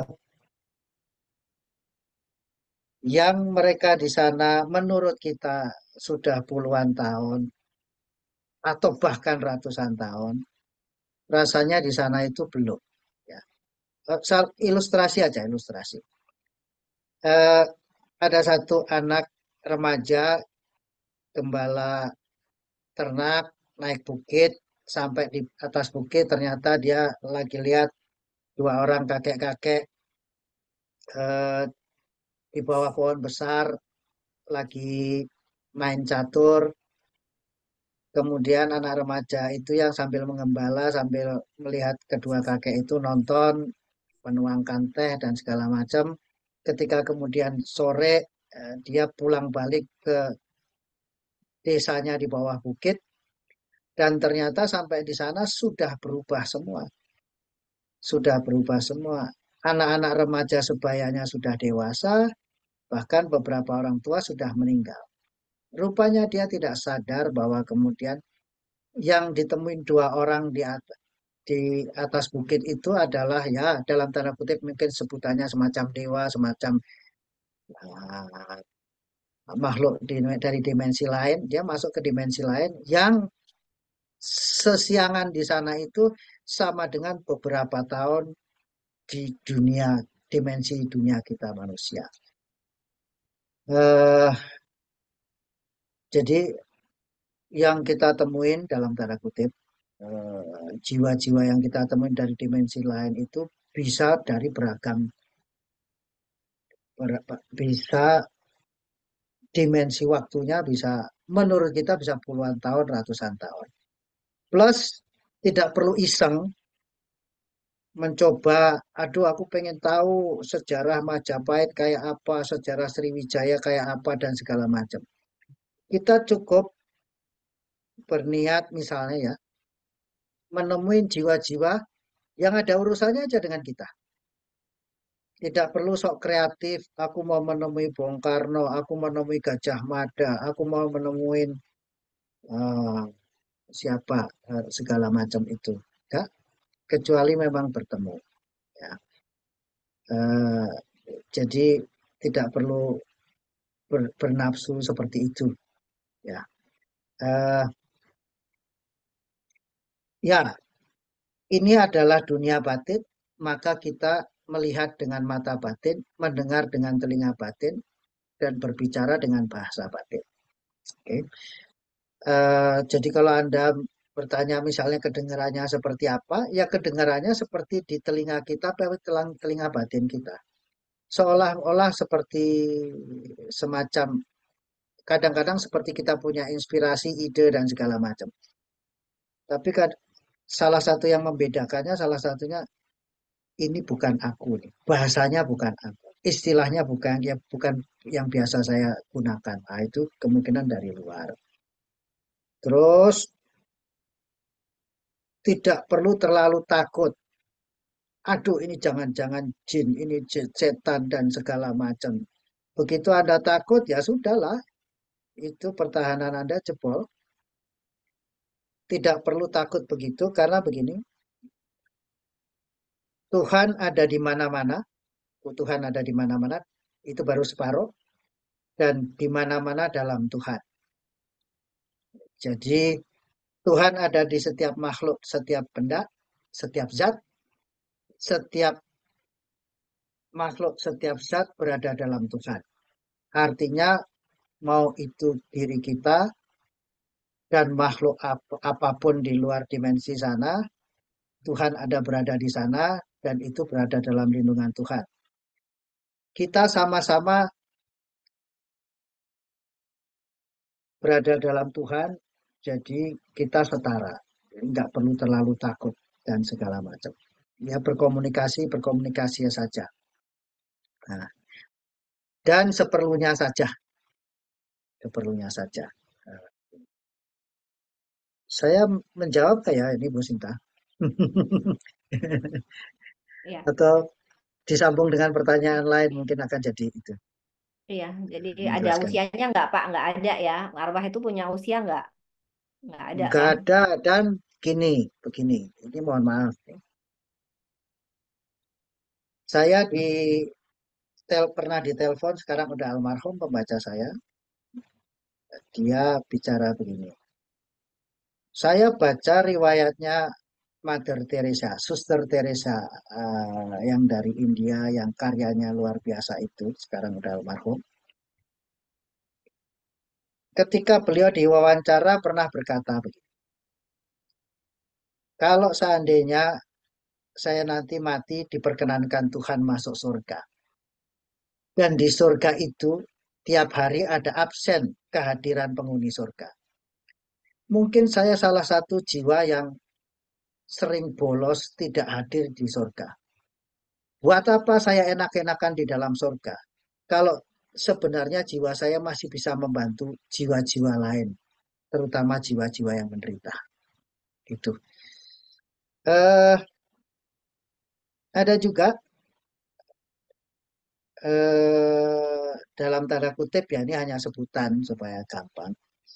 Eh, kepala penjaga nerakanya versi Buddhis Chinese, eh, beliau juga pernah bilang, saya tidak akan menerima gelar kebudaan saya sebelum neraka ini habis dari jeritan jiwa-jiwa yang menderita. Ngapain saya enak-enakan di surga, menerima gelar kebudaan di nirwana, terus sementara saya masih bisa bermanfaat buat makhluk lain. Kurang lebih begitu, Bu Sinta.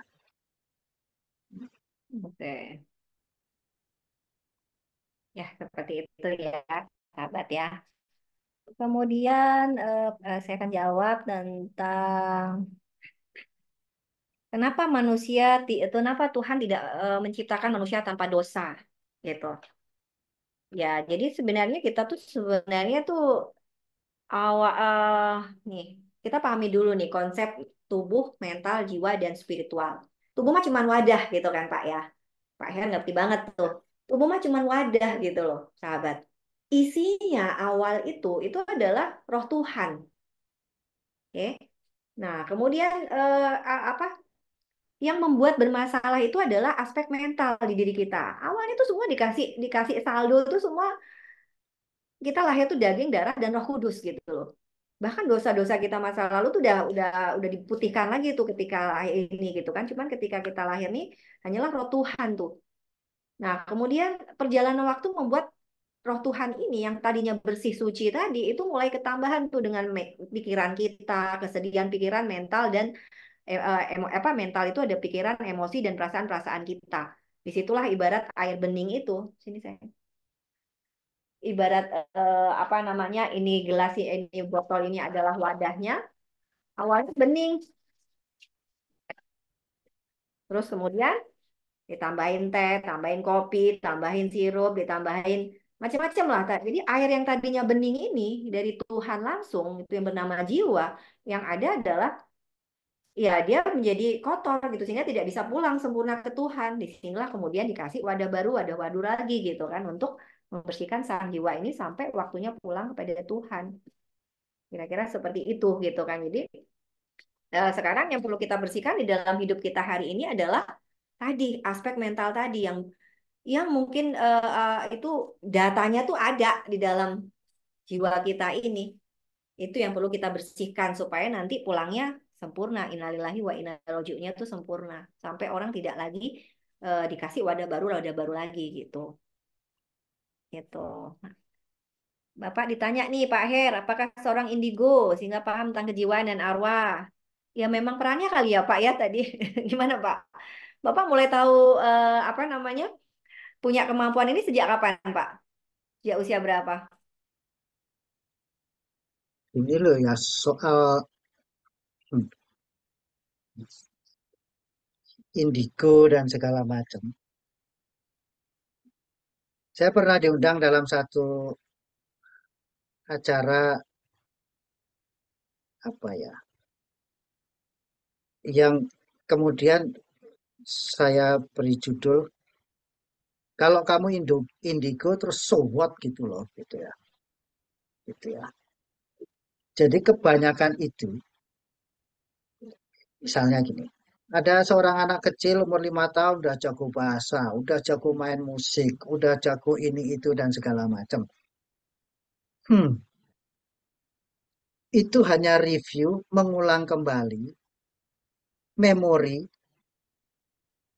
bisa memori pengetahuan, bisa memori keterampilan eh, dari hidup-hidup sebelumnya. Jadi ketika di hidup sebelumnya, dalam tanda kutip ketika meninggal, itu ada body memory, ada memori itu, kemudian ada memori eh, pengetahuannya, memori itu keterampilan dan wisdom yang kemudian dikumpulkan dalam soul memory. Nah, soul memory ini yang kemudian ketika jiwanya mendapatkan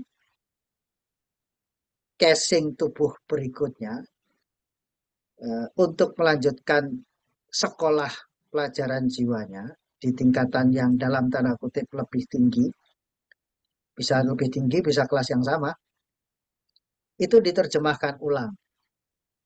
Nah, kalau memang dulunya itu memang dia pemusik, ya akan lebih mudah. Keterampilan bermusiknya itu memori dari hidup sebelumnya itu diterjemahkan ke sini. Jadi ya nggak heran, tidak mengherankan kalau kemudian eh, di usia dini sudah jago main musik, jago main bahasa dan segala macam. Yang menyedihkan biasanya dimanfaatkan oleh orang-orang sekitarnya, terutama malah orang tuanya. Itu supaya anak ini kemudian menjadi terkenal, bisa menghasilkan materi ekonomi dan segala macam, akhirnya wisdomnya, kebijaksanaan hidupnya menjadi gini, belum cukup kedewasaan hidupnya untuk menerima hal itu.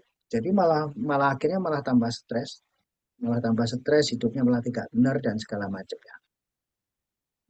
Itu indigo, termasuk kemampuan untuk berbicara, mau berbicara dengan arwah, berbicara dengan dimensi lain, itu nggak ada hebatnya, nggak ada hebatnya. Itu sama dengan ahli komputer, sampai ahli tukang gali kubur dan segala macam. Yang penting adalah bekal itu digunakan, dikembangkan dan kemudian dimanfaatkan untuk apa? Apakah itu kemudian bermanfaat bagi kebaikan sesama makhluk dan semesta. Kalau enggak, terus so what gitu loh kalau Anda indigo gitu ya. Kurang lebih begitu. Dan untuk itu kita tidak perlu heran, tidak perlu iri juga dengan kemampuan orang lain karena bisa jadi itu sudah dipelajari, dimilikinya sudah berhidup-hidup. Kurang lebih begitu, Bu Sinta. Oke, keren. Ada yang mau tanya lagi? Bagaimana sih kita menembus alam dimensi lain di sekitar kita? Buat apa? Iya nggak, Pak? Iya, Ntar Anda ngelihat yang aneh-aneh bingung sendiri gitu kan, buat apa gitu kan. Kalau sekedar kepo, berat loh. Bapak, orang lihat enaknya aja Pak ya. Berat nggak Pak punya ya. eh, seperti Ini ini? sering kali kalau ketemu pertemuan-pertemuan baca di berbagai kota itu, kadang-kadang ada yang bilang, Mas enak ya, Pak enak ya, bisa begitu. Begitu saya tanya, ayo kita mau tukeran. Terus habis itu dengan konsekuensinya mereka selalu mundur. Ini misal. Eh, saya perjalanan dari naik motor dari Jakarta ke Jawa Timur pada masa pandemi. Di satu daerah di sekitar Kediri, Tulungagung sana, kota situ, tiba-tiba saya lagi jalan, tiba-tiba ada suara. Kok lewat aja, nggak mampir? Ups, oke. Ini siapa yang ngomong? Akhirnya saya berhenti, saya balik lagi. Saya baru tahu bahwa saya baru melewati bukit, ya, dan bukit itu adalah makam, kompleks pemakaman di Kejauhan. Ya sudah, saya berhenti. Belas selfie dulu. Habis itu baru kemudian Tuhan mohon izin mengajak serta jiwa-jiwa siapapun, terutama jiwa-jiwa yang berada di pemakaman ini untuk berdoa bersama. Oke. Eh, Doa saya singkat. Tuhan, di buku kelima saya diajarin oleh satu jiwa yang bijaksana. Tuhan, terima kasih atas kehidupan dan kematian. Semoga semua makhluk belajar berkarya dan berkembang jiwanya. Selesai. Doanya nggak hanya doa syukur terima kasih atas kehidupan dan kematian. Nggak minta rezeki, nggak minta umur panjang, sehat, keluargaku baik-baik aja dan segala macam. No. Habis itu diam, meminjamkan rasa batin kita untuk para arwah di tempat itu yang mungkin memerlukan untuk doa pribadi mereka masing-masing. Kadang saya juga berdoa malah di waktu-waktu menjelang ajan. Tapi biasanya tengah hari atau sore ya, bisa zuhur, bisa asar, bisa maghrib gitu ya.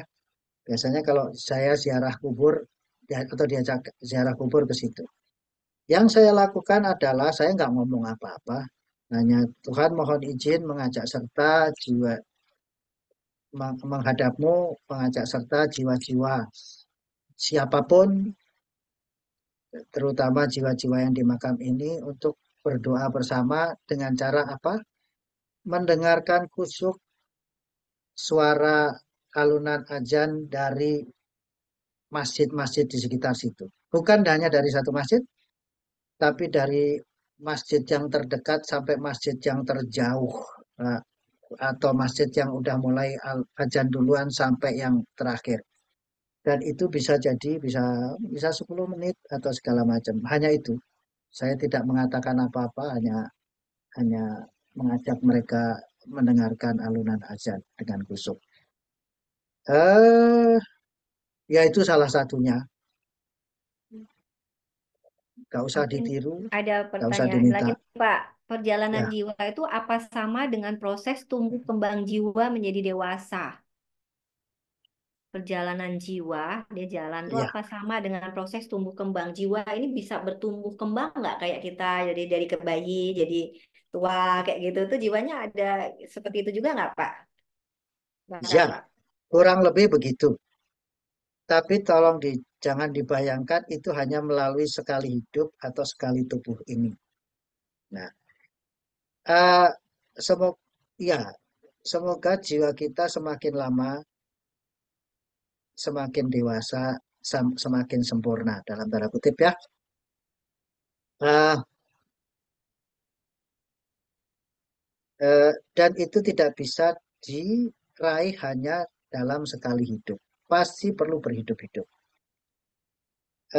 Saya pernah didapat info dari seorang teman, ada jiwa yang hanya untuk belajar jealousy, iri, dengki, kecemburuan aja, dia perlu belajar berhidup, hidup, hidup, hidup. Nggak lulus-lulus. Nggak lulus-lulus. Nah, terus jangan dibayangkan juga ini seperti pangkat ya, misalnya di ketentaraan. Dari kopral nanti menjadi kapten, menjadi letkol, menjadi jenderal, dan segala macam. No, bisa jadi di hidup ini bisa jadi semakin dewasa, semakin sempurnanya jiwa itu bukan kemudian jadi misalnya menjadi kiai di kampung, terus menjadi kiai yang lebih nasional, menjadi wali, menjadi nabi. No, enggak begitu. Bisa jadi semakin dewasa jiwa seseorang malah menjelma menjadi seseorang manusia yang lebih sederhana. Hidupnya sederhana dan segala macam. Ya, ini bahwa ini tubuh kembang jiwa, ya, tapi bukan seperti eh, dibayangkan dalam sekali hidup tubuh manusia. Ini bisa berhidup-hidup. Ya, kurang lebih begitu Ibu Sinta. Pak, pada nanya nih gimana cara dapetin buku Bapak gitu kan. Wah, kalau Ibu punya grupnya, saya mendingan lewat Bu Sinta aja. Jadi ada dua sih tepatnya. Satu bisa melalui saya, handphone saya, pesan nanti percetakan yang akan mengirimkan, atau bisa juga lewat Tokopedia. Setelah pandemi kemarin juga bisa ada e-booknya, e-booknya. Hmm, Itu baru setahun, belum 2 tahun terakhir itu karena pandemi. Ya, oke keren. Ya Pak, apa kerjaannya? Ini nanyanya insang atau apa tuh? ya. Kalau boleh tahu kegiatan para arwah itu ngapain Pak? Bekerja, ibadah, atau dia melakukan apa-apa sambil menunggu hari kiamat atau bagaimana Pak? Apa menghantui kita gitu? Colak-colek. Ya, jadi begini, bagaimana jiwa belajar mendewasakan dirinya, menumbuh kembangkan dirinya, itu ada yang bisa pakai tubuh fisik, ada juga yang tidak. Jadi misal nih, contoh gampang yang sering terjadi.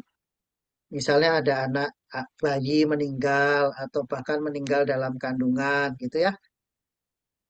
Nanti keluarganya masih suka lihat, loh kok kayak ada anak kecil jalan-jalan seliwar-seliwar di rumah, terus lama-lama semakin gede gitu. Misalnya ada satu orang teman dulu bilang, akhirnya nanya mamanya, "Mah, kok aku ngelihat kayak sering ada anak laki yang mungkin usianya SMP suka kelihatan di dalam rumah, padahal itu siapa gitu ya." Ini enggak. Ibunya baru mengaku bahwa itu kemungkinan besar adalah adikmu yang meninggal dalam kandungan. Jadi ketika meninggal, ya sudah, tapi dia masih perlu belajar jiwanya dengan cara berinteraksi dengan jiwa keluarganya itu. Sampai satu titik tertentu, mungkin pelajarannya selesai dan kemudian dia baru melanjutkan perjalanan jiwanya.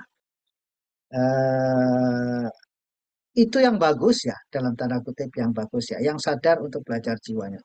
Tapi banyak juga yang kemudian di sini karena dalam tanda kutip terperangkap di kalau di buku pertama saya sebutnya Alam Antara. Wah, di situ banyak. Siapakah mereka? Kalau pakai bahasa gampangnya film-film horor adalah arwah-arwah gentayangan, roh-roh penasaran yang terjebak karena balik lagi kemelekatan. Apakah kemelekatan itu akibat terlalu benci atau terlalu cinta akan seseorang atau sesuatu?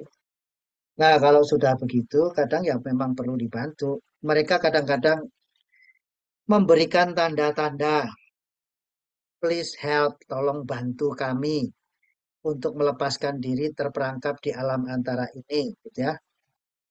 Tapi cara-cara mereka memberi tanda kepada kita untuk dibantu, itu malah sering dianggapnya mengganggu. Jadi mereka bisa menampakkan diri, bisa memberi suara atau kadang-kadang ya itu tanda-tanda yang mereka tunjukkan sebagai permintaan tolong malah seringkali eh, dianggap orang sekitarnya sebagai mengganggu. Oh, itu banyak di buku pertama dan buku yang biru, Mati Tak Berarti Pergi, dan buku yang kedua, Hidup Tidak Lenyap Banyak Berubah. Bagi Anda yang tertarik, silakan di sini ada sekian puluh kisah soal itu dengan berbagai, tidak hanya kisahnya, tapi juga wisdom, kebijaksanaan, pelajaran hidup yang mereka bagikan. Kok jadi kayak promosi buku ya, Bu Sinta?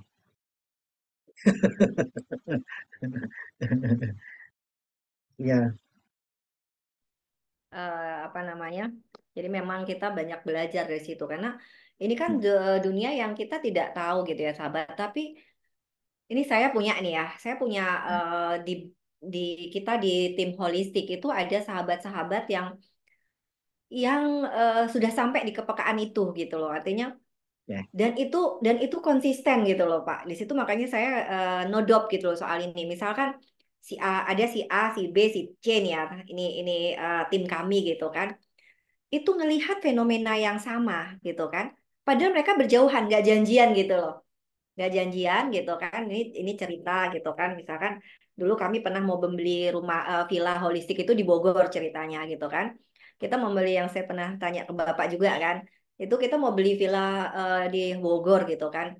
Itu saya tanya si A, si B, si C kayak gitu tuh jawabannya sama kurang lebih sama saya juga ingat saya pernah telepon Bapak malam-malam tuh sama kayak gitu. Oh, orang yang di situ itu masih melekat gitu. Dia tidak mau melepaskan gitu loh. Karena memang kami berproses yang udah teman-teman di holistik ya, ada juga yang beberapa yang sudah donasi gitu kan. Itu kami berproses dari bulan Februari itu sampai Agustus tuh tahun lalu itu apa namanya?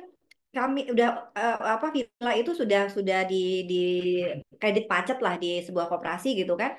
Sampai lelang ke-6 itu di bulan Agustus itu udah turun gitu ya udah udah harganya tuh udah tinggal sekian gitu ya itu kami menawar di atas harga harga rumah buat apa sih buat supaya salaman gitu loh ikhlas gitu karena apa nggak enak kalau ada orang seperti itu tidak ikhlas ternyata hambatan energi terbesar bukan pada pemilik, tapi justru pada arwah sebelumnya yang meninggali tempat itu yang belum ridho gitu, apa namanya, tempat itu udah dimiliki gitu loh. Jadi dia merasa itu masih tempatnya, dia masih melekat gitu di situ gitu kan. Dan itu yang kuat sekali dan itu yang mewarnai apa namanya penghuni selanjutnya gitu. Dan kebayang doang kalau ada orang yang nggak ikhlas gitu, tempatnya dimasuki, tempatnya dipakai gitu, event itu untuk kesembuhan holistik gitu, itu sesuatu yang baik gitu kan. Tapi kan pasti hawanya tuh nggak enak. Akhirnya ya udah kami mundur di situ.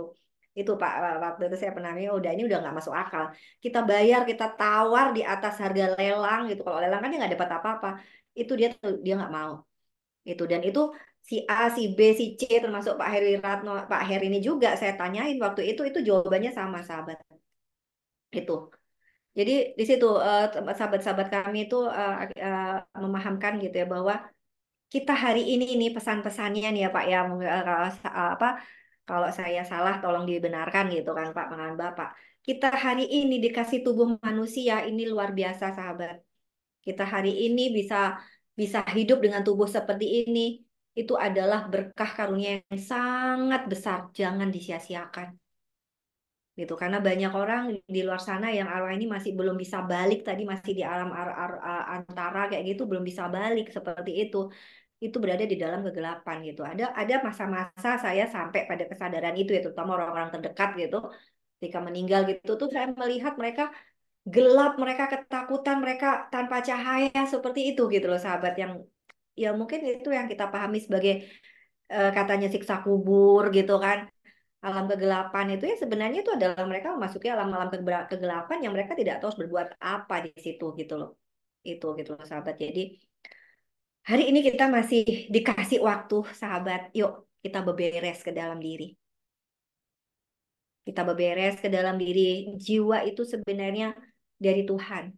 Yang mengotori itu adalah memori-memori kita nih, yang kita buat nih. Ada marah, ada kemelekatan, ada tidak terima, jealousy, tadi Bapak bilang ada benci, terluka, sedih, kecewa. Wah, ada daftar itu panjang banget. Itu loh yang menempel, yang memasuki tadi. Kita awalnya tuh bening sahabat dari roh Tuhan loh. Apa ayatnya? Itu ada di dalam kalau di Quran itu ada di surat As-Sod 3872. Ketika sudah sempurna kejadiannya, aku tiupkan ruhku kepadamu. Jadi ruh yang dihadir di dalam diri kita itu adalah ruh Allah loh. Potongan dari jiwa kita ini adalah potongan dari roh Tuhan atau sobekan dari roh Tuhan. Nah, kalau di Alkitab itu ada di dalam 1 Korintus 6 ayat 19 ya, kalau nggak salah gitu dikatakan, tidak tahukah kamu bahwa di dalam dirimu ada bait Allah? Roh Kudus hadir di dalam dirimu.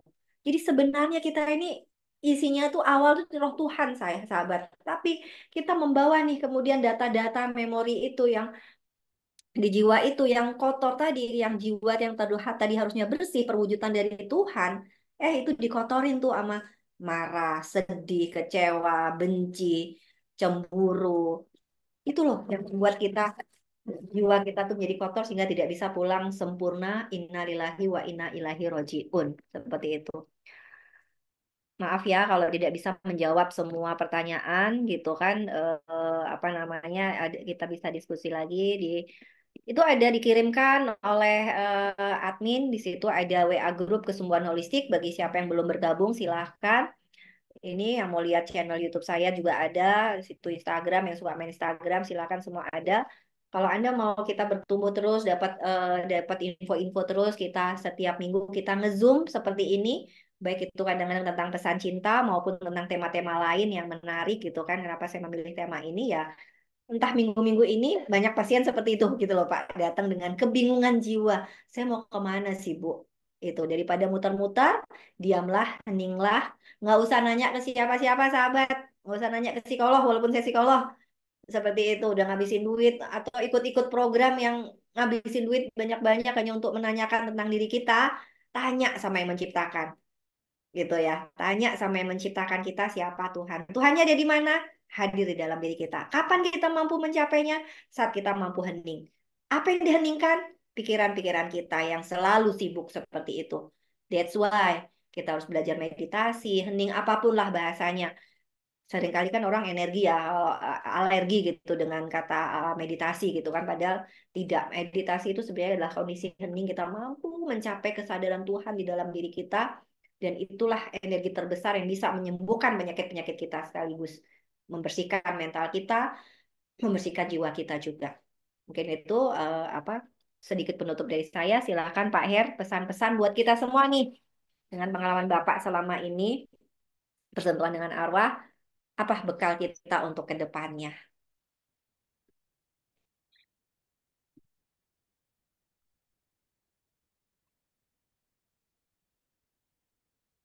Apa ya? Eh, saya sekaligus menjawab pertanyaan ini. Bagaimana membantu arwah di sekitar kita? Hmm, Satu, eh, kita tidak hanya mendoakan, tapi mohon izin Tuhan. Tuhan mohon izin mengajak berdoa bersama jiwanya si A, si B, si C. Itu kalau kita tahu siapa atau memang tertentu. Yang kedua, kalau nggak tahu ya jiwa-jiwa siapapun dan apapun yang memerlukan untuk berdoa bersama. Jadi bukan kita mendoakan, tapi mengajak jiwanya berdoa bersama. Satu itu. Yang kedua, hmm, ajak jiwanya untuk Tuhan mohon berkat-Mu agar kami jiwa-jiwa ini mampu memaafkan siapapun dan apapun. Eh, dan juga memohon maaf kepada siapapun dan apapun tentang apapun. Nah, Pak mainnya Karena udah siap. memaafkan dan memohon maaf itu semuanya untuk diri kita sendiri. Kita memaafkan seorang untuk kedamaian kita sendiri. Kita memohon mohon maaf kepada seseorang bukan untuk orang yang kita mohon maaf, tapi untuk dalam tanda kutip melepaskan dari energi, sebutannya apa ya, energi karma lah supaya gampang, yang membelenggu kita akibat kesalahan kita sendiri. Setelah saling memohon maaf dan memaafkan, maka barulah pantas memohon ampunan Tuhan. Kita ajak jiwanya ke situ. Kedua, kita ajak jiwanya, Tuhan mohon berkat-Mu agar jiwa kami mampu mengikhlaskan siapapun dan apapun dan diikhlaskan oleh siapapun dan apapun. Ya, banyak jiwa yang tidak bisa move on hanya karena masih belum mengikhlaskan sesuatu atau seseorang dan atau belum diikhlaskan sesuatu atau seseorang. Ketiga, berikutnya adalah eh, kita mohon Tuhan agar memberkati diri kita, agar memberkati, membersihkan, dan mensucikan diri kita, baik tubuh fisik, pikiran, perasaan, dan juga jiwa kita. Ini terutama bagi mereka yang susah meninggal, mungkin bisa jadi masih ada ilmu macam-macam, pegangan macam-macam, itu termasuk ya. Atau karena masih ada kedengkian, kemarahan, atau masih pikiran berat dan segala macam. Jadi kita mohon ajak jiwanya untuk berdoa, mohon agar Tuhan memberkati, membersihkan, dan mensucikan semua seperti sedia kala. Oke. Eh, yang satu lagi berikutnya adalah mohon berkat Tuhan agar kita mampu mengambil hikmah, menyusun pelajaran jiwa dari hidup kita saat ini. Yang disebut kesenangan, kegembiraan, kebahagiaan, juga penderitaan, kesedihan, semua hanya semata-mata sarana untuk pembelajaran jiwa. Yang penting apa hikmahnya. Dan itu kita susun menjadi dalam tanda kutip kitab suci pribadi jiwa kita masing-masing yang ada ayat-ayatnya khusus untuk kita, ada juga ayat-ayatnya yang bisa jadi umum seperti yang lain juga. Habis itu kita persembahkan seluruh perjalanan hidup kita kepada Tuhan sebagai persembahan syukur terbaik diri kita. Eh, itu ada di buku ke Misi Jiwa Merdeka bab 38 sampai bab 45. Dan itu tidak hanya untuk membantu arwah seperti ada di pertanyaan seperti itu, dan itu sebenarnya membantu perjalanan hidup kita dalam proses pembelajaran mendewasakan jiwa kita. Terima kasih Bu Sinta, terima kasih semuanya. Terima kasih Pak Her, terima kasih semua sahabat Amin. semua ya. Semoga Zoom malam ini membuat kita memantik gitu, memantik kesadaran dalam diri kita. Sudahkah saya bahagia hari ini? Oke. Sudahkah saya bahagia hari ini ketika kita bangun pagi, kita melihat sekeliling kita, yes, kita masih dikasih hidup satu hari lagi. Untuk apa? Untuk kita terus. Pertama kita bersyukur dulu, kita bahagia bahwa kita masih dikasih hidup satu hari lagi, kesempatan hidup satu hari lagi, dan hari ini saya mau bahagia dan membahagiakan orang lain. Kita ini adalah perwujudan Tuhan, sahabat. Kita ini adalah perpanjangan Tuhan. Kita inilah gambaran diri Tuhan. Kita ini adalah mewakili citra diri Tuhan. Sayang kalau Anda tidak bahagia. Sayang kalau Anda menderita hari ini. Ayo kita beresin. Yuk kita beresin. Hidup ini jangan sampai kita pulang nanti masih apa ya, pernah lihat kan orang meninggal tuh nggak asik gitu loh wajahnya itu. Tapi paling tidak meninggal tuh dengan senyum. Karena apa? Akhir hidup kita itu diputarkan ulang tuh. Di saat kita sakratul maut, kita tuh diputarkan ulang video tentang diri kita sendiri. Sekarang kita mau lihat video kita seperti apa. Itu. Yuk kita beresin semua hari ini apapun yang terjadi. Hari ini adalah bagaimana. Kalau kita belum bahagia, cari kenapa kita belum bahagia. Pasti ada akar masalahnya. Dan akar masalah itu Pak, adalah di aspek mental. Jiwanya tuh nggak pernah si jiwa itu adalah perwujudan dari Tuhan sebenarnya. Jiwanya itu tidak pernah apa, awalnya itu pasti bersih karena dari Tuhan, tapi kita juga yang mengotori dengan memori-memori yang kita buat sendiri, sahabat. Apapun adanya, semua bisa kita bereskan. Silahkan, Anda mau baca bukunya Pak ini, Anda bisa ikut Pak Her, Anda bisa ikut kelas coaching online, Anda bisa ikut camp bersama kami holistik. Alhamdulillah kita sekarang sudah punya apa villa di situ yang mau donasi. Ini kami lagi mengejar pembangunannya karena tanggal 20 apa 20 Februari ini kita ada camp gitu kan. Eh, ada camp diperbesar sayang. Ini diperbesar di bawah tuh diperbesar sayang. Nah, itu ini yang tadi camp tanggal 20 berapa nih? 20 Februari besok ada camp kita 6 hari di situ kita bersama-sama kita berkontemplasi, kita makan sehat dimulai dari tubuh, ngeberesin mental supaya jiwanya kinclong kembali sehingga nanti ketika pulang kita bisa tersenyum dengan indahnya. I wanna go home with perfect smile. Itu sahabat, terima kasih Pak Her waktunya, terima kasih sahabat Sama-sama, semua. terima kasih semua. Semoga kita semua berbahagia. I love you. Bye. Makasih, makasih. Baik, makasih, makasih. Nih, kita bisa It's bahagia seperti ini. Monday! Makasih, Cik. Yes! Yes! Good morning. Yes! Ini It's Bang. Monday! Kadang kalau berbangun tuh kayak gini. Kalau lagi bener kali. Bila punya tenan bangun tidur langsung. I'm going to work! I gonna work. Yes, I'm going to work!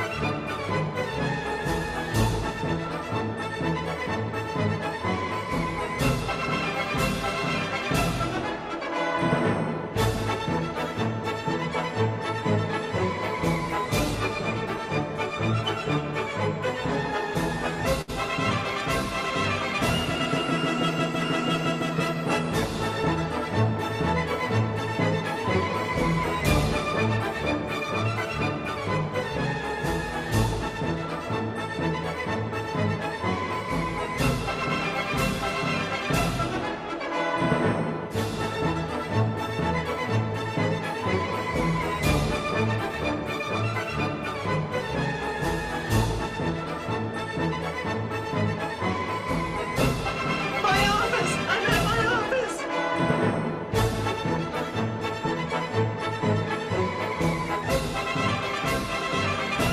Yes! I'm at work! Yes.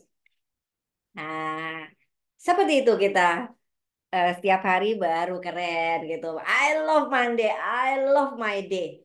I love my job. I love everything in my life. Saya cinta semua apa yang terjadi dalam hidup saya. Seperti itu gitu kan. Jadi jangan sampai wajah-wajahnya ini wajah-wajah menderita semua. Yuk beresin semua. Ya tuh Pak Her gini udah begitu begitu beliau begitu berbahagia karena setiap hari ketemu arwah gitu. Apa namanya seperti jadi beliau mensyukuri banget hidupnya sehingga senyumnya juga cakep gitu. Oke, sahabat, terima kasih. I love you Yes. semuanya. Sampai berjumpa lagi minggu depan. Bye, Bu Sampai Lina, jumpa minggu Bu Eni. depan. Terima